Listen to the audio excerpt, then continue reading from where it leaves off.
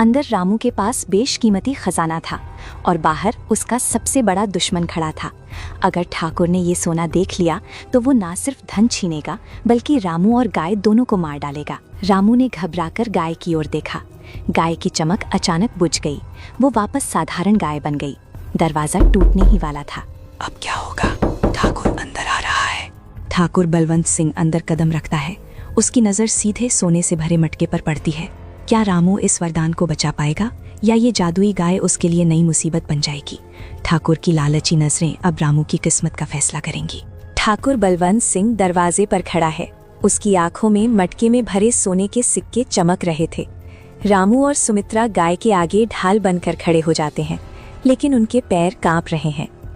ठाकुर बलवंत सिंह, जिसने अपनी पूरी जिंदगी गरीबों का खून चूसने में बिता दी थी, आज उसके सामने साक्षात कुबेर का खजाना रखा था। उसकी आंखों की पुतलियां फैल गई थीं। चेहरे पर जो क्रूरता थी वो अब एक भयानक पागलपन वाली खुशी में बदल गई थी। रामू के लिए ये सोना एक वरदान था, लेकिन ठाकुर के हाथ लगते ही ये अभिशाप बनने वाला था। सोना? असली सोना? मेरी जागीर में इतना सोना तो मेरे पूर्वजों ने भी नहीं देखा था। वाह रामू, ओ मेरे प्यारे रामू, तो तू यहाँ छुपा बैठा है ये खजाना, और मैं सोचता था कि तू भीख मांग रहा है। मालिक, ये साधारण सोना नहीं लगता। इसकी चमक देखिए, और ये गरीब किसान, इसके पास इतना धन कहाँ से आया? जरूर इसने कहीं डाका डाला है, या फिर? नहीं मालिक, मैंने कोई चोरी नहीं की। मैं तो एक चींटी भी नहीं मार सकता। डाका कैसे डालूंगा? ये तो बस भगवान की दया है, हमारे दुखों का अंत करने के लिए। भगवान की दया? अरे मूर्ख, भगवान अमीरों पर दया करते हैं, तुम जैसे कीड़े मकोड़ों पर नहीं। अगर ये भगवान का है तो समझो भगवान ने मेरे लिए भेजा है, क्योंकि इस गांव का भगवान मैं हूँ। मालिक, ऐसा अनर्थ मत कीजिए। ये हमारे जीने का सहारा है। हमने 3 दिन से खाना नहीं खाया। इसे ले लेंगे तो हम मर जाएंगे। मर जाओ, तुम मेरा क्या नुकसान। वैसे भी तुम लोग धरती पर बोझ हो। मुनीम, ये मटका उठा लो, ये मेरा हुआ। रामू पर मेरा 500 का कर्ज था ना, बस समझो ब्याज समेत वसूल हो गया। न्याय की उम्मीद वहां करना बेकार था जहां ताकत ही कानून हो। मुनीम ने झपट्टा मारकर सोने से भरा मटका उठा लिया। वो भारी मटका उठाते वक्त मुनीम के हाथ कांप रहे थे, लेकिन चेहरे पर जीत की हंसी थी। रामू की आंखों के सामने उसकी किस्मत लुट रही थी और वो पत्थर की मूर्ति बना खड़ा था। ठाकुर जाने ही वाला होता है कि उसकी नज़र कोने में बंधी गाय पर पड़ती है। गाय अब बिल्कुल साधारण और बीमार लग रही है। उसका सिर झुका हुआ है। सोना मिल गया था, लेकिन ठाकुर की छठी इंद्री कह रही थी कि कुछ तो गड़बड़ है। एक टूटी हुई झोंपड़ी, एक बीमार गाय और सोने का मटका, ये मेल नहीं खा रहा था। ठाकुर गाय के पास गया। उसने अपनी छड़ी से गाय की पीठ पर हल्का सा मारा। गाय ने कोई उत्तर नहीं दिया। वो एक बेजान पत्थर की तरह खड़ी रही। ये जानवर, ये कहाँ से आया? कल तक तो तेरे घर में चूहा भी नहीं था, और आज ये गाय और ये सोना, क्या रिश्ता है इन दोनों का? रामू का दिल जोर जोर से धड़कने लगा। अगर ठाकुर को जादुई गाय के बारे में पता चल गया तो वो उसे भी ले जाएगा और शायद रामू को जान से मार देगा। मालिक, ये एक आवारा गाय है, जंगल में बीमार पड़ी थी। मैं इसे ले आया ताकि इसकी खाल बेचकर आपको कुछ पैसे दे सकूं। और ये सोना, ये मुझे जंगल में एक पुराने खंडहर के पास गड़ा हुआ मिला। कसम से मालिक, यही सच है। खाल बेचने लाया है? खैर, ये तो मरियल सी है, इसमें मांस भी नहीं है, खाल क्या खाक निकलेगी। सुन रामू, मैं ये सोना ले जा रहा हूँ, लेकिन याद रखना, अगर मुझे पता चला कि तूने गांव के मंदिर से चोरी की है या किसी यात्री को लूटा है तो तेरी खाल में उधेड़ दूंगा। मालिक, चलिए, कहीं कोई और ना आ जाए। इतना सोना अकेले में संभालना ठीक नहीं। झोपड़ी खाली हो गई थी, मटका भी गया और रोशनी भी। जो सोना उनकी गरीबी मिटा सकता था, वो अब ठाकुर की तिजोरी की शोभा बढ़ाएगा। रामू ने जमीन पर पड़ा रोने लगा। धूल उड़ी। ये गुस्सा ठाकुर पर नहीं, अपनी लाचारी पर था। एक मर्द के लिए इससे बड़ी हार क्या हो सकती है कि उसकी आंखों के सामने उसकी पत्नी का अधिकार छीन लिया जाए और वो कुछ न कर सके। सब खत्म हो गया जी, सब खत्म हो गया। भगवान ने दिया भी तो ऐसे जैसे किसी प्यासे को पानी दिखाकर फिर जमीन पर गिरा दिया हो। अब हम क्या करेंगे? कल सुबह फिर वही भूख होगी, वही प्यास होगी। शायद हमारी किस्मत में सिर्फ ठोकरें लिखी हैं सुमित्रा। मैंने झूठ बोला। मैंने उस पवित्र गौ माता के बारे में झूठ बोला कि मैं उसकी खाल बेचूंगा। मुझे माफ कर देना माँ, मुझे माफ कर देना। मैं एक कायर हूं, मैं तुम्हारी रक्षा नहीं कर पाया। वो मेरी कमाई ले गया, मेरा हक ले गया। अब मैं तुम्हें क्या खिलाऊंगा? मैं खुद ही मर क्यों नहीं गया? गाय ने रामू के आंसुओं को महसूस किया। कमरे में फिर से एक धीमी नीली रोशनी फैलने लगी। गाय ने फिर से बोलना शुरू किया। रामू, आंसू पोंछ लो, रोने का समय नहीं है। माता, आप फिर बोल रही हैं? लेकिन हमारा सब लुट गया, ठाकुर सब ले गया। उसने वही लिया जो पत्थर था।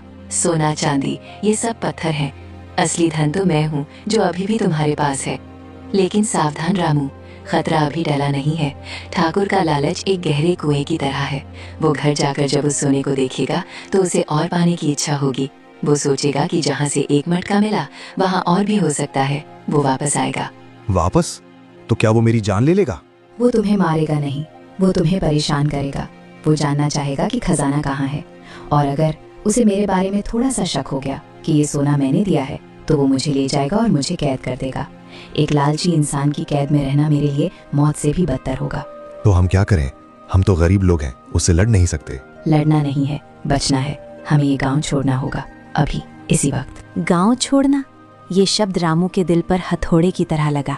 ये गांव, ये मिट्टी, ये झोपड़ी, यही तो उसकी पूरी दुनिया थी। यहाँ उसके पूर्वजों की अस्थियां थीं, यहाँ उसका बचपन गुजरा था। एक किसान के लिए अपनी जमीन छोड़ना अपनी माँ को छोड़ने जैसा होता है। गांव छोड़ दूं? लेकिन कहाँ जाएंगे? बाहर की दुनिया में हम जैसे अनपढ़ गवारों का कौन सहारा बनेगा? जहाँ धर्म है वहाँ सहारा है। मेरे साथ चलो, मैं तुम्हें एक सुरक्षित स्थान पर ले चलूंगी। लेकिन अगर सुबह होने तक हम यहाँ रहे तो हम में से कोई नहीं बचेगा। फैसला तुम्हारा है रामू। फैसला हो चुका था। रामू और सुमित्रा अंधेरे में अपना सामान बांधकर, सामान के नाम पर उनके पास था ही क्या, 2 जोड़ी फटे कपड़े, एक पुरानी चादर और रामू के पिता की दी हुई एक लाठी, वो निकल पड़ते हैं। चलो सुमित्रा, इससे पहले कि कोई जाग जाए। चलो माँ, आज से तुम ही हमारा घर हो, तुम ही हमारा रास्ता हो। वे चोरों की तरह अपने ही गांव से निकल रहे थे। जिस रास्ते पर रामू बचपन में दौड़ता था, आज वही रास्ता उसे काट रहा था। वे खेतों के किनारे किनारे झाड़ियों में छुपते हुए गांव की सीमा की ओर बढ़े। गाय सबसे आगे चल रही थी, जैसे वो रास्ता जानती हो। उसकी चाल में अब कमजोरी नहीं, एक गजब की फुर्ती थी। उसी समय ठाकुर की हवेली में ठाकुर सोने के सिक्कों को देख रहा है। मुनीम पास खड़ा कुछ सोच रहा है। मालिक, एक बात खटक रही है। क्या बकवास है? सोना असली है मुनीम, 24 कैरेट। अब क्या खटक रहा है तुझे? मालिक, आपने ध्यान दिया? जब हम अंदर गए थे गाय एकदम मरी हुई लग रही थी, लेकिन जब हम बाहर निकल रहे थे उसकी आंखों में एक अजीब सी चमक थी। और रामू ने कहा था कि सोना जंगल के खंडहर में मिला, लेकिन इन सिक्कों पर कोई धूल मिट्टी नहीं थी। ये बिल्कुल नए, ताजे और गर्म थे, जैसे अभी अभी बने हों। आजे सिक्के? तेरा मतलब क्या है? मतलब ये मालिक कि रामू झूठ बोल रहा है। खजाना कहीं गड़ा हुआ नहीं था, खजाना पैदा किया गया है। और उस घर में रामू और उसकी पत्नी के अलावा सिर्फ एक ही चीज थी, वो गाय। गाय? तू कहना चाहता है कि वो गाय जादुई है? शास्त्रों में कामधेनु की कहानियां सुनी है मालिक। अगर वो गाय सच में जादुई है तो ये मटका भर सोना तो बस शुरुआत है। वो गाय तो सोने की खान है। हमने सोना ले लिया लेकिन खदान को वहीं छोड़ा है। पागल, तुमने मुझे पहले क्यों नहीं बताया? अगर रामू उस गाय को लेकर भाग गया तो अभी इसी वक्त मुझे वो गाय चाहिए, जिंदा या मुर्दा। सुमित्रा और गाय गांव के आखिरी छोर पर पहुंच चुके हैं। एक छोटी नदी है जिसे पार करते ही वे जंगल में सुरक्षित हो जाएंगे। गाय अचानक रुक गई, उसके कान खड़े हो गए। तभी, रुक जाओ रामू, हवा में खतरे की गंध है। इससे पहले कि रामू कुछ समझ पाता, नदी के उस पार और पीछे के खेतों से अचानक कई मशालें जल उठी। आग की लपटों ने अंधेरे को चीर दिया। ठाकुर ने उन्हें घेर लिया था। कहाँ जा रहा है मेरे दोस्त, अपनी खाल बेचने वाली गाय को लेकर? मुझे लगा था तू बेवकूफ है, लेकिन तू तो चालाक निकला। पर याद रख रामू, इस गांव से बाहर जाने का रास्ता सिर्फ मेरी इजाजत से खुलता है। मैं तुम्हें इस गाय को नहीं ले जाने दूंगा ठाकुर, चाहे मेरी जान ले लो। जान तो मैं लूंगा ही, लेकिन पहले इस गाय का चमत्कार देखूंगा। मुनीम, पकड़ लो इन्हें। गाय की आंखें गुस्से से लाल होने लगी। उसने जमीन पर अपना पैर पटका, वो गुर्राने लगी। मुनीम रामू की तरफ लपका। तभी रामू ने अपनी लाठी उठाई। नदी का किनारा आज युद्ध का मैदान बन चुका था। एक तरफ पैसों और ताकत का अहंकार था और दूसरी तरफ धर्म और लाचारी। रामू जानता था कि उसकी सूखी हुई हड्डियों में इतनी ताकत नहीं है कि वो इनका सामना कर सके, लेकिन जब बात अपनों की रक्षा की हो तो कायर भी शूरवीर बन जाता है।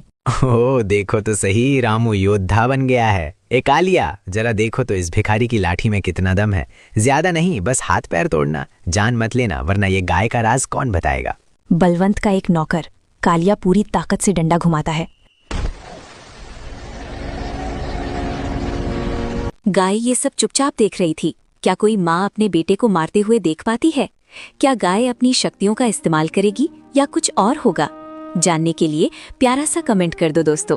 हम भाग 2 इस कहानी का जरूर लाएंगे। बस चैनल को सब्सक्राइब जरूर करना ऐसी ही मजेदार कहानियों के लिए। धन्यवाद।